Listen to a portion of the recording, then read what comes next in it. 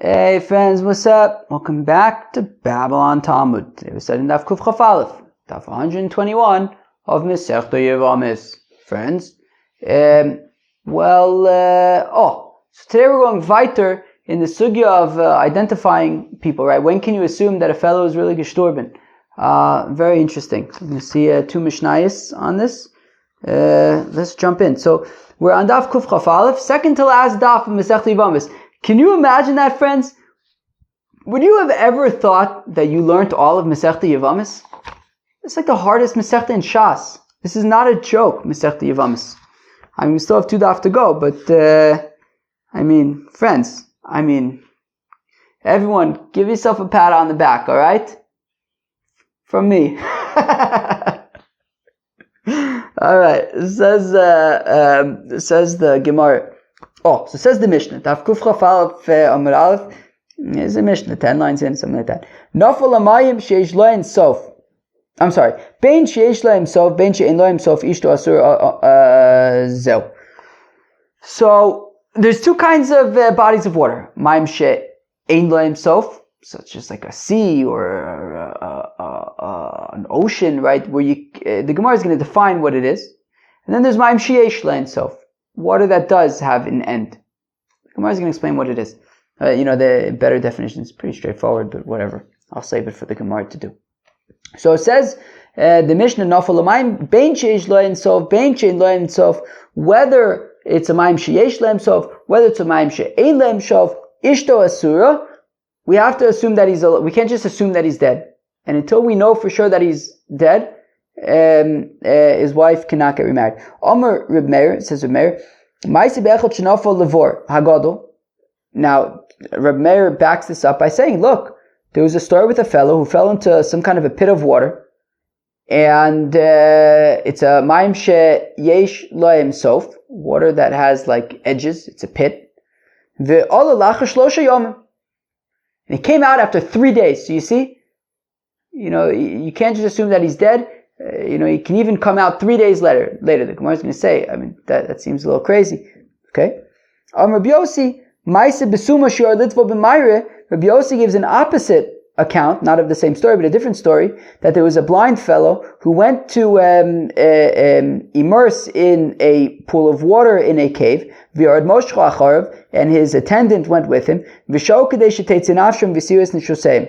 And in this case, right, neither the fellow nor his attendant were ever to be seen again, and they just waited. And this is Mayim Sheyesh Lo Ein Sof, and they just waited enough time that they wouldn't be able to survive. And at that point, they declared their wives able to remarry. Basically, Mayim She'ein Lo Ein Sof is something like an ocean or something like that, right? A Mayim Sheyesh Lo Ein Sof is like something like a pit of water, a pool, something where you could see the edges. And therefore, the point being is that like in like an ocean, in like a big body of water, the fellow could have survived. He could have just been,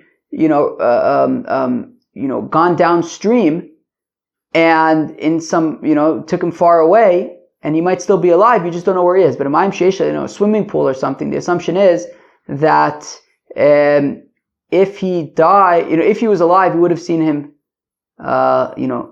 get out of the pool or whatever, right?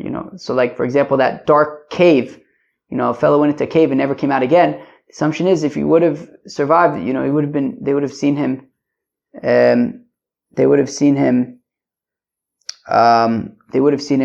come out. Wait, which makes me think, did I maybe understand that Mishnah wrong? 1 second. No, I don't believe I did. But anyways, okay, so the point is that if it was, small enough, we'd be able to, if he survived, we would have known. Right, and therefore, if we haven't seen him come out, he must have drowned. Okay, fine. In a swimming pool, you could probably just see if the fellow's in the pool. But let's say it was like a dark cave or some kind of thing. But like there isn't really. It's not like he's going to be swept up anywhere. If he was there, if he went in and never came out, he's probably dead. Fine. There was a story in Asya, a fellow that they lowered him down into the sea, also when they pulled him out, all they got was a leg. Yikes. The Chacham said, well, if the leg was removed from the body above the knee, tinase, she can get remarried because he's gestorben. But if it's from below the knee, well then she can't get remarried because maybe he survived. Taner Rabbanan, says the Gemara, Nofal Amoyim, if a fellow falls into water, Bein Sheish Loim Sof, Bein Shein Loim Sof, whether it's water that has an end, whether it's water that doesn't have an end, Ishto Asura Divrei Meir, Meir says that his wife cannot get remarried. We cannot assume that he's gestorben. The Chacham say, Maim Sheish Loim Sof, Ishto Muteris, that if it's water that has an end, so then, if he went in and we've never seen him come out, we can assume that he's gestorben and his wife can get remarried. V'she'ein lo himself, but if it's something like, the ocean, so an ishto asura, then his wife cannot get remarried because we have to assume that maybe, he was swept away somewhere, but he's actually alive. Heichidami, ma'im sheyesh lo himself. So what's considered water that does have an end? Amar Abaye, kol she'omid v'roa me'ar b'ruchosa. That if you could see all four edges of the water, that's ma'im sheish lo himself. But if you can't, so then it's ma'im shein lo himself. Ha'u gavra titove ba'agma de samke. There was a fellow who drowned in the samke swamp. Or I think the article called it a samke fen. Dennis, what's a fen? Ansiva Rav Shila Devisu, and Rav Shila allowed his wife to get remarried. So now this fen of Samke was a Maim She'ein Lo Himself, was kind of like an ocean, a sea or whatever. It was a Maim She'ein Lo Himself, Maim that you couldn't see all four sides. And Reb Shila said that his wife can get remarried, i.e., we can assume that he's gestorben. Amalei Rav Shmuel. Rav says to Shmuel, Ta Nishamte, let's excommunicate Reb Shila. Amalei, Shmuel says to Rav, hold your horses. Nishlach leberesha. Why don't we first talk to the guy? Shalchule. So they sent him. Ma'im she'ein lo himself. Ishto asura muteres. If it's a ma'im she'ein lo himself, can his wife get remarried or not? Shalach lehu ishto asura. No, she cannot, because we have to assume that the fellow is alive.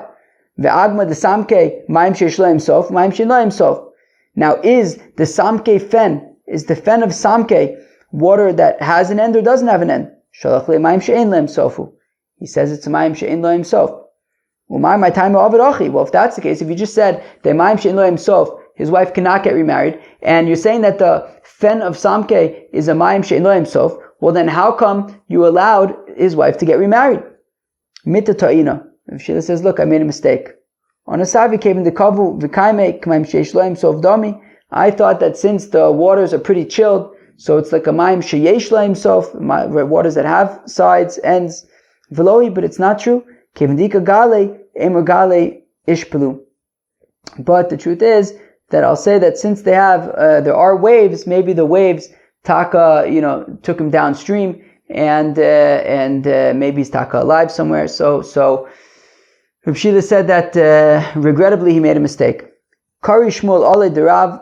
Shmuel said about Rav, lo yu'une letzadik kol avon, that nothing bad will happen to a righteous fellow, right? Shmuel, right? Meaning, Rav was ready to excommunicate Rav Shila, and it turned out, because Shmuel said we should really talk to him first, but it turned out in the end that this misunderstanding, was averted.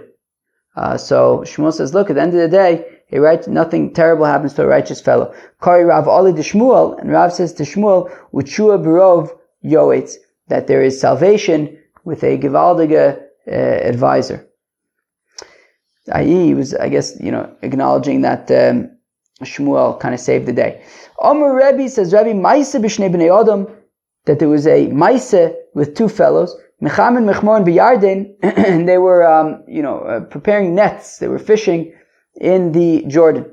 Now, the Jordan is Maim she'ein lo himself, which means that if you were drowned there, we have to assume, unless we see you dead, we have to assume that you're alive somehow.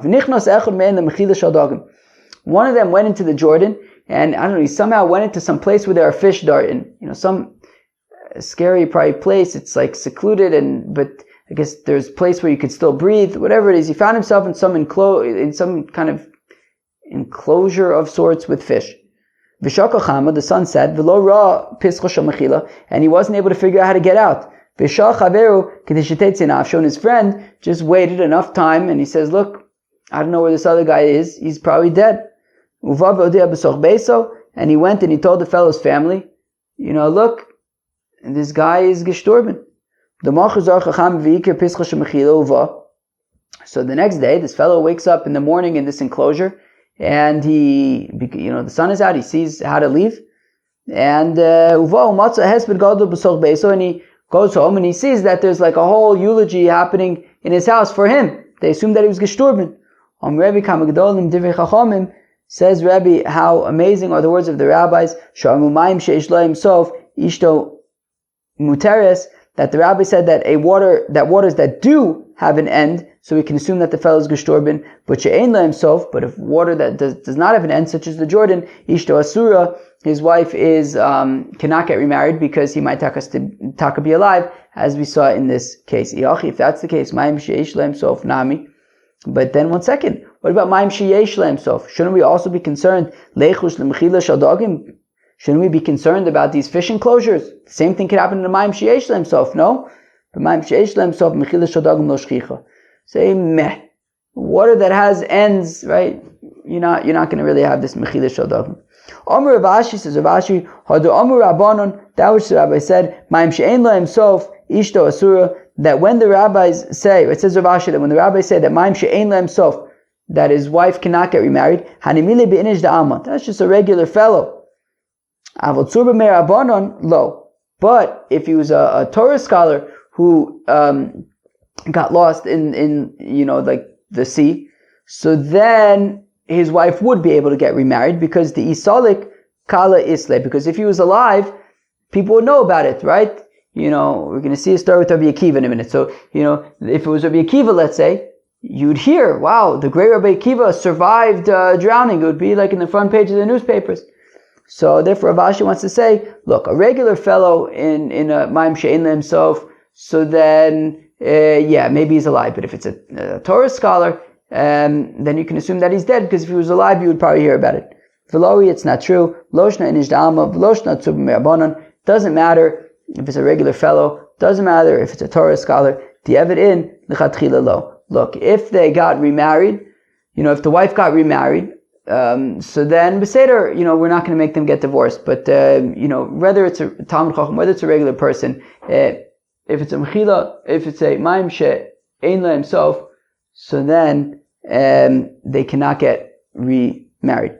L'chatchila. But the interesting thing is that it sounds like B'di'evid, it would be okay. Excuse me, is somebody knocking at my door? Fine, I just want to see if there's somebody I should be ignoring. 1 second. Nope, nobody to ignore. By the way, I went out for coffee today. Actually, we didn't drink coffee. Juice and sandwiches. That's the first time I did that willingly in a very long time. Longer than I can remember. I don't think I've done that willingly probably since before COVID. It only happened one time otherwise, when my excuse didn't work. I tried to make an excuse, like, I have meetings in the afternoon, whatever, and she said, oh yeah, I'll be there in the lunchtime. I was like, I don't know, once you give one excuse, I should have used the excuse of Rabbi Yochanan, that I was fasting that day. Then I wouldn't have had to go for coffee. Okay, maybe I hadn't learned that daf yet. Anyways, I went for juice and sandwiches. It was pretty good. Didn't even take that long. I think the whole thing was like 20 minutes. Then I went back to work.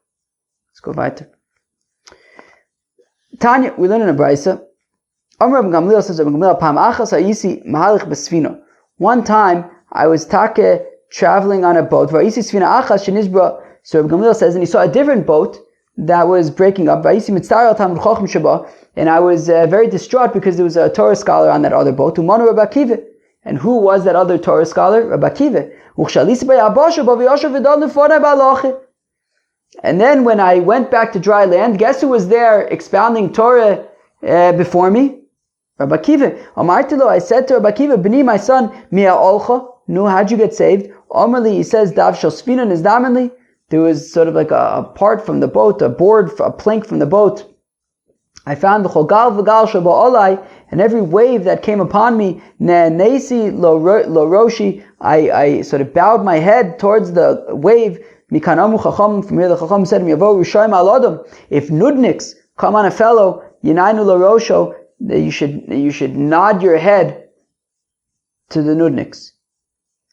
Okay. This morning I left the house probably at about 5:30 or something. There was a fellow walking around with like a metal bar. It was a little bit disconcerting. So I kind of averted my gaze and kept walking and hoped he wouldn't beat me up. But that was a little disconcerting. There was a fellow walking around at 5:30 in the morning with a beer bottle in one hand and a metal bar in the other hand. That was disconcerting. Thank God I'm okay. Weiter. So, where am I? Okay. Nana Rosho. Amarti, and says Rabbi Gamliel, I said at Ba'osa Shah at that time, Kamagdolim Divrei Chachamim, that how great are the words of the Rabbi Sha'amu Maim Shein Lo Yimsof Muteres, that water that does not have water Maim Sheyesh Lo Yimsof, water that does have a end, so his wife can get remarried. But Maim She'ein Lo Yimsof Asura, that water that does not have an end, your wife may not get married, because as we saw by Rabbi Akiva, he was able to get saved by holding onto a plank.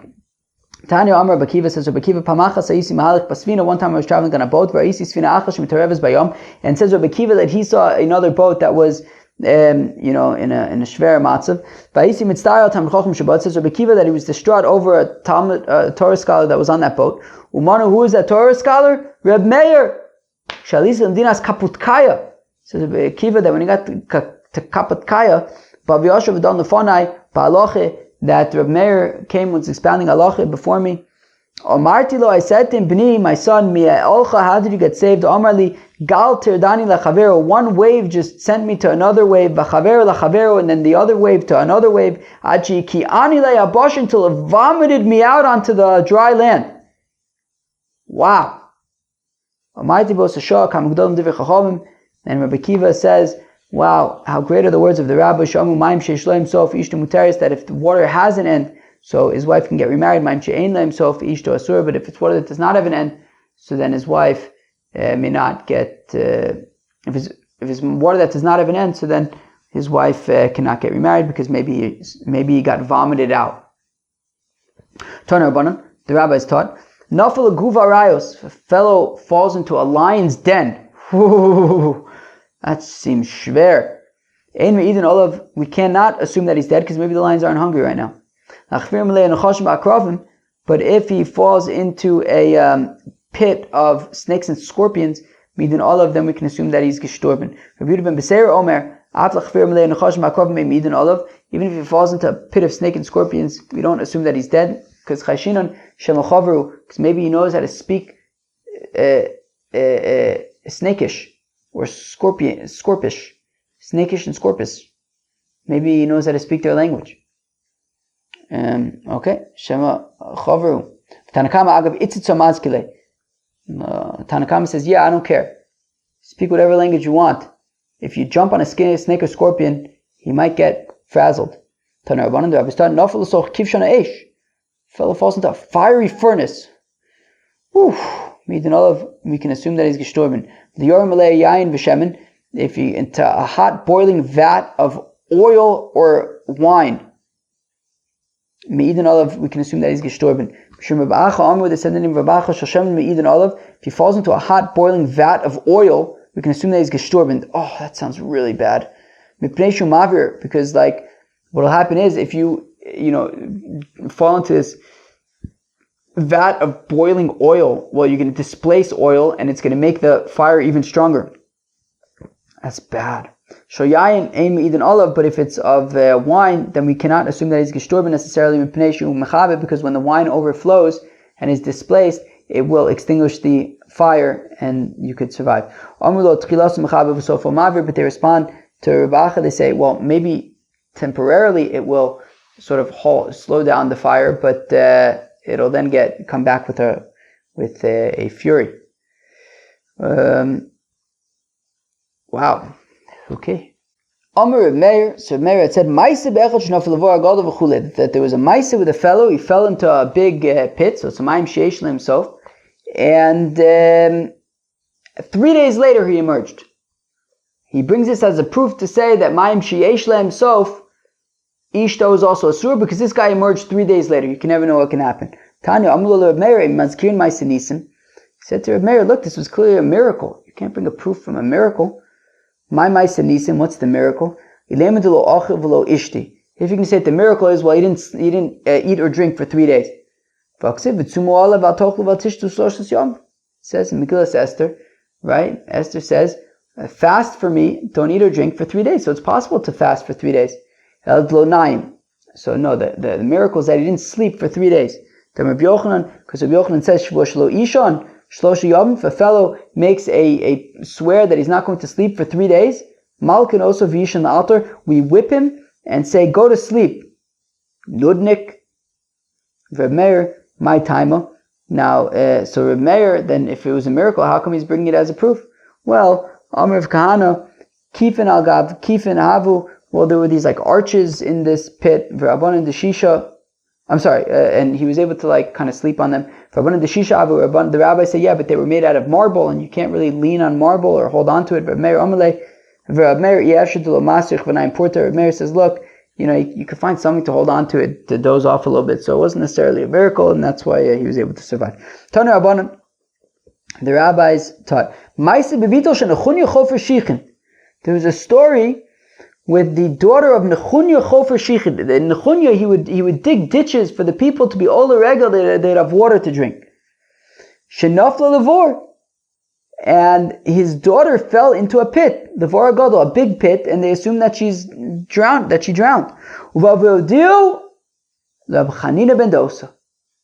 So they went to none other than Rab Chanina ben Dosa. Sharishona Amalayim Shalom. For the first hour, Rab Chanina ben Dosa says, don't worry about it.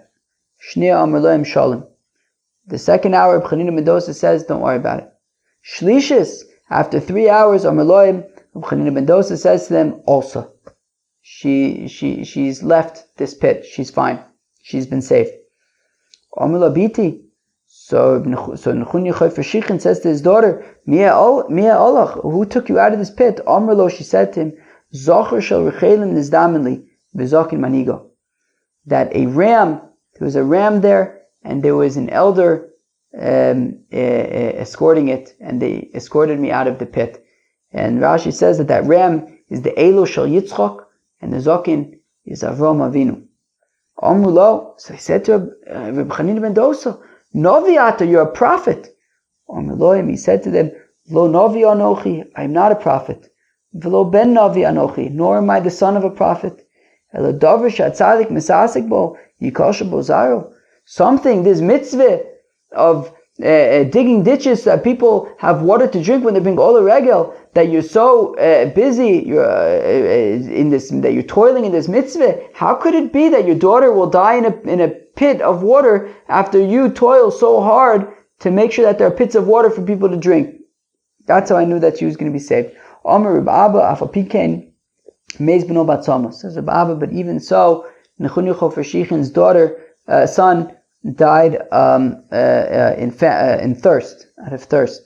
Shenemar, as the pasuk says, Svivav Nisara Me'od, that around him is Nisara, it's like a siren. Melam Chakodesh Baruch Hu Medaktik Svivav Kuchut Siren, that the Eibishter is very particular with those who are around him, like Nechunya Chofer Shichin, even to like a hair's breadth, and therefore, so even so, his son got punished, his son died. From Chanina Omar Meocha says, Reb Chanina from here, Kel Naretz B'Sod Kedoshim Rabba V'Nora Kol Svivav, that it says V'Nora Kol Svivav, that there is awe among all of surroundings. So Kilu, God is very particular with those who are particularly close to Him.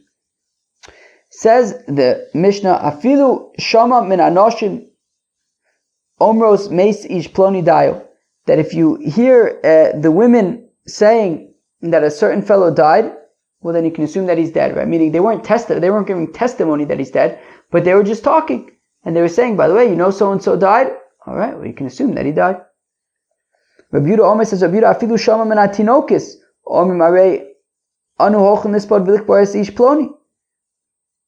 Even if you heard from little fellows, from little kids, that we are on our way to eulogize and bury a certain fellow. Whether this little kid is intending to sort of let people know that he's dead, or whether he was just saying it matter of factly that that's where they're going, and the implication, we can learn from that he's dead. Rabbi ben Baba says, that by a yid, even if he's intending to testify, then we can assume that the fellow is dead. But by a Gentile, if he was intending to give testimony, so then we can't believe him. But if he's just like saying it, sort of not as testimony, but matter of factly, the Gemara is going to sort of explain it. But then we would be able to believe him. Says the Gemara. So the Mishnah had said that we can believe these children, right? These children say that they're on their way to eulogize and to bury a certain fellow, so we can assume that the fellow is dead. So says the Gemara, V'doma lo azle, but maybe they're not actually going to go. Maybe they're not really going. So Amar, Rav Yehuda Amar Shmuel, Tikame harenu ba'in milis bod umilik vor esish ploni. So it says Rav Yehuda in the name of Shmuel, no, it's that they said that they are coming, that's where they're coming from. They're coming from eulogizing and burying this fellow. Maybe it was an ant died. These kids are saying, we're coming from so-and-so's eulogy and burial. Maybe an ant died, and they named the ant. And they're saying that they're coming back from eulogizing and burying this little ant. Well, the kids say, look, there were these rabbis there were these eulogizers there, like they actually were giving account, these kids were saying that they were giving accounts of like what they saw there, so, we can assume that they were actually there and that this fellow is really dead. So we said that by an idolater, by a Gentile, if the intention was to give testimony, so then we can't necessarily believe them. Amar Rav Yehuda says, Rav Yehuda, Amar Shmuel, the name of Shmuel, Loshanu elish niskavin lahatir. Ava niskavin laha'id, edus o edus. Look, if he's intending to permit a woman to get married, so then we cannot believe him. But if his intention is to testify that the fellow is dead, then we can believe him. And how do we know what his intention is? Amar Rav Yosef, Baliv Vezdin v'Amar. If this Gentile comes to Bezdin and he says, Ish ploni meis, hasiu es ishto. Reuven died, allow his wife to get remarried. Zeh niskavin lahatir. That is what niskavin lahatir is intending to permit the wife to get remarried, and on that we cannot believe him. Meis stam, zeh niskavin leedus. If he just says, look, I'm testifying that so-and-so died, that would be acceptable, that would be okay. Itmanami was also stated on Rish Lakish, Lo shanu ela shniskavin lahatir. It was only taught when he has intention to permit her to get remarried, then he's not believed, the Ovid Kuchavim. But if his intention is to testify, just that the fellow is gestorben, edus, then he's believed. Amr le Rabbi Yochanan says to Rish Lakish, Lo kachayu maise be'oshaya bribi shehisris al shmona v'chamisha zkenim. But it says Rabbi Yochanan to Rish Lakish, mapitom. How could you say that, make a distinction here by this Ovid Kuchavim, if his intention is lahatir or laha'id? Wasn't that punkt what Rabbi Shaya Bribi argued against 85 elders? Amr Loim, and Rabbi Shaya Bribi said to them, Lo shanu ela sheniskavin lahatir. We can't believe in Ovid Kuchavim only when he has intention to permit her to get remarried. Of niskavin laha'id edus edus. But if his intention is just to say that the fellow is gestorben, then we can believe him below hodulo, and they didn't agree with him. Below hodulo chacham, the chacham didn't agree with Rabbi Shai Bribi. But then when our Mishnah says, look, if he had intention to testify, so then we can't believe him, implying that if his intention is not to testify, we can believe him. So what's that case when we can believe him? When he's Mesiach Lefitumo, who could tell me what Mesiach Lefitumo is? It's when he's just talking with no particular agenda. I mean, if he's coming to testify that a certain fellow died, we cannot believe him. But if he's just talking, and we're going to give some examples now, but if he's just talking and it emerges that so-and-so died, and he didn't have any intention to testify per se, he's just like, mentioning that something happened, well then we can believe in that it in fact happened. Like a certain Gentile who was saying, Man ika bechevai, where is the house of Bechevai? Manika Bechevai, right? Who is there? Somebody here from the house of Chevai? Shchiv Chevai. Chevai has died. He's not looking to testify in court or anything like that. He's saying, look, so and so died. Mitzvah Rav Yosef the Devisu, and Rav Yosef said that his wife can get remarried. How the Abakazov Ka'amar v'Azil Vayle lefarasha zriza da'avbu from Bedisa. There was a fellow who said, woe is to the very fast horse rider of Pumbedisa, the Shchiv, that he died. V'intzva Rav Yosef v'tem Rava Devisu, and Rav Yosef, some say it was Rava, allowed his wife to get remarried based on that. Ha'uda Ava Ka'amar v'Azil Man ika bechasa tov achasa. There was a fellow who was saying, is there anybody from the house of Chasa? Chasa drowned. Rav Nachman says, wow, seems that the fish ate Chasa. Midiburi de Rav Nachman also devisu the Chasa v'insiva. So the wife of Chasa heard Rav Nachman say that Chasa must have been eaten by fish, and she went and got remarried. V'lo amrula v'lo midi. And they didn't say to her anything. They didn't say that she has to get divorced. She went and got remarried. And this was Ma'im She'en Lahem Sof, right? He drowned in Ma'im She'en Lahem Sof. And it sounds like Rav Nachman's assuming that he died. And she went and got remarried. They didn't make her get divorced. Amar Vashi says, Vashi Shmamina. We hear from this, Hada Amar Abanim, when the rabbis say Ma'im She'en Lahem Sof, Ishta Asura, then when we say that Ma'im She'en Lahem Sof, his wife is Asura, and immediately Lechatchila, that's only Lechatchila she shouldn't get married. Aval Yinasiv Lo Mafkinan Lo Minei. But if she got remarried, then we are not going to make her get divorced. Or separate. There are those who say, Intzva Rav Nachman L'Devisu. There are those who say that one step further, that Rav Nachman actually, presided over the marriage. Kilu definitely certainly gave a green light to Chasa's wife to get remarried. Omar, he said, Chasa Gavarabba. He said, the Chasa is a great man. Im Isa de Solik, Kala Islay. The Milsa. If he managed to, emerge and he's actually alive, we would have heard about it. And therefore, from the fact that we didn't hear about it, we can assume that he's dead. Velohi, it's not true. Loshna Gavarabba, Veloshna Lav Gavarabba, Dievin Chatkilah. As we said earlier, when Rav Ashi tried to say this, then no, it doesn't matter if he's a Torah scholar, a great fellow. It doesn't matter if he's not a great fellow. The Chatkilah, if he got lost in a Ma'im She'en Lahem Sof, then we cannot assume that he's dead, no matter if he's a great fellow or not. But if his wife got married, assuming that he was dead, we would not make her separate. Says the Gemara, who Ovid Kochavim, there's a certain Gentile, Yisrael, who said to a Yid, I want you to harvest aspasta for me and throw it to my animals on Shabbos. And if you don't do it, I'm going to kill you. Like I did to this other Jew, the Amrele, that I said to him, cook for me a dish on Shabbos, and he didn't cook it for me, and I killed him. And then his wife never saw him again. And his wife comes to Abaye, and she says, look, this Gentile threatened my husband. I haven't seen him. Apparently he killed some other guy for the same offense. So she comes to Abaye, Shehisa Tlasa Rigle, and he waited for 3 festivals. Or Kilu, what does it say? Rashi says, Rigle de Amorai, Hainu Yom Shemezbo Adam Gadol, Kovim Osu Lechvodo, Midishan Mishanik Shemagia Osu Yom, Miskabsim Tamidi Chacham, because we were Al Kivro, Imshar Amlo, Yeshiva Sham. Wow.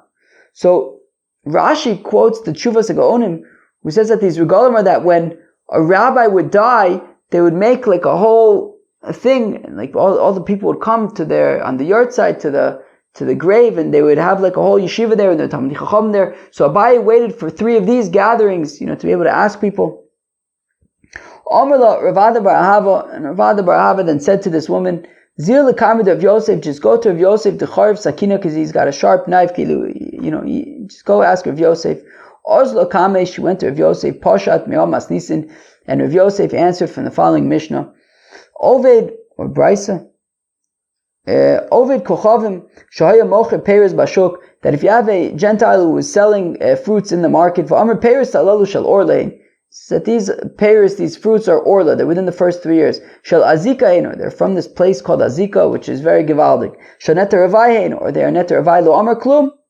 He didn't say anything, you don't have to listen to him. Lo Niskaven El Ashbiach Mikcho, he's only for whatever reason thinks that this is going to make his stuff better and people are going to buy it, but we don't necessarily need to listen to him. And therefore, here also, this fellow was, talking a big game. He was saying that if you don't listen to me, I'm going to kill you, Jew. But the fact of the matter is, we can't necessarily take him at his word. We can't assume that the husband is dead. Omar Yudin ish Zeiden, Omar, he said,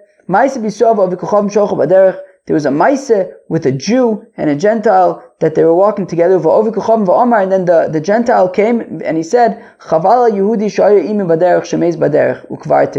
that, so chaval, I was traveling with a Jew and he died on the way and I buried him, Visiu Ishto, and they enabled his wife to get married based on that statement from this Gentile. There was another story with a group of people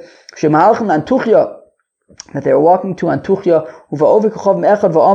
and a Gentile came and said, that chaval on this group of people that they died and I buried them. And they allowed the wives to get remarried. There was another story with 60 fellows, and they were walking to the besieged Beitar, and a Gentile came and said, chaval for these 60 people, that they were traveling, that they died and I buried them, and they allowed the wives to get remarried. So these are examples where, you have this Gentile who wasn't testifying per se, but he was basically just, mentioning that these people died, and we were able to use that as, to assume that they are really dead, and that they can get, the wives can get remarried. Friends, that was daf Kuf Chafal, the second to last daf of Masechta Yevamos. We learned 2 Mishnayos today. The first Mishnah, we saw machlokas between the Reb Meir and Reb Yossi. Reb Meir does not make any distinction between Mayim She'esh Lehem Sof and Mayim She'ein Lehem Sof. He says either way, we cannot assume that a fellow is dead until we see that he's actually dead. Rabbi Yossi says, look, Mayim She'ein Lehem Sof, we have to assume that the fellow maybe got, washed ashore in some other place than that he's alive, but Mayim She'esh Lehem Sof, if we saw him go in but we didn't see him go out, then we can assume that he is dead. We then saw another Mishnah which says that, even people who might not be, be able to be witnesses, but if they're just talking like Mesiach Lefituma, they're just mentioning matter-of-factly that, so-and-so died, then we can assume that that person actually died. Friends, that was daf Kuf Chaf Aleph of Masechta Yevamos. Friends, I look forward to seeing you tomorrow for the final daf of Masechta Yevamos, daf Kuf Chaf Beis of Masechta Yevamos coming up tomorrow. Friends, have an awesome day. Peace out.